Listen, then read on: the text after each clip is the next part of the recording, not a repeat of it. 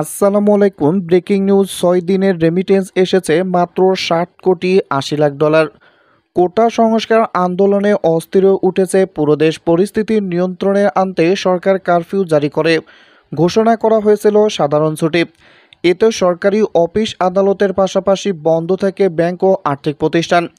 এই সময় ইন্টারনেট সেবাও বন্ধ হয়ে যায়, ফলে আন্তর্জাতিক লেনদেন থেকেও বিচ্ছিন্ন হয়ে পড়ে ব্যাংকিং খাত।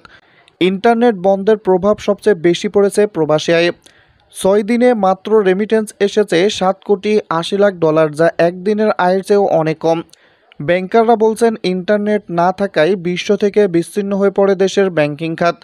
আশঙ্কা, রেমিটেন্সের বড় একটি অংশ হুন্ডিতে চলে যেতে পারে। যদিও বিশ্লেষকদের দাবি, নানা ধরনের প্রোপাগান্ডায় কমতে পারে প্রবাসী আয়। চলতি মাসের প্রথম 18 দিনে প্রবাসীরা রেমিটেন্স পাঠিয়েছে $142,20,00,000। মাসের 24 দিন শেষে আয় দাঁড়িয়েছে $150,কোটি।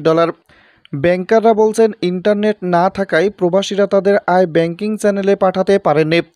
রেমিটেন্সের বড় একটি অংশ হুন্ডিতে চলে যেতে পারেও আশঙ্কা অনেকেরই। বিশ্লেষকরা বলছেন, শুধু ইন্টারনেট বন্ধ থাকার কারণে রেমিটেন্স কমেছে কিনা খতিয়ে দেখা দরকার। কারণ এই সময় রেমিটেন্স না পাঠানোর জন্য প্রোপাগান্ডাও চালাচ্ছে অনেকেই। বৈধ পথে প্রবাসী আয় বাড়াতে ব্যাংকারদের আবারও তৎপর হওয়ার পরামর্শ এই বিশ্লেষকদের। ব্যাংকিং চ্যানেলের চেয়ে হুন্ডিতে ডলারের দাম বেশি থাকে, তাই কেউ কেউ হুন্ডিতে অভ্যস্ত হয়ে গেলে তাকে বৈধ চ্যানেলে ফিরিয়ে আনা কঠিন হবে বলেও মনে করছেন ব্যাংকাররা।